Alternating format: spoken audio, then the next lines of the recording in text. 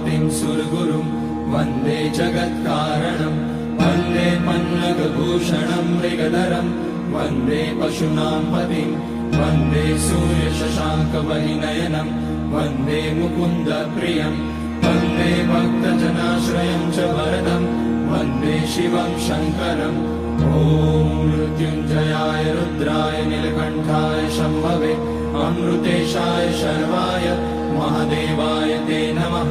नमस्तेऽस्तु भगवन् विश्वेश्वराय महादेवाय त्र्यम्बकाय त्रिपुरान्तकाय त्रिकाग्निकालाय कालाग्निरुद्राय नीलकण्ठाय मृत्युञ्जयाय सर्वेश्वराय सदाशिवाय श्रीमान् महादेवाय नमः।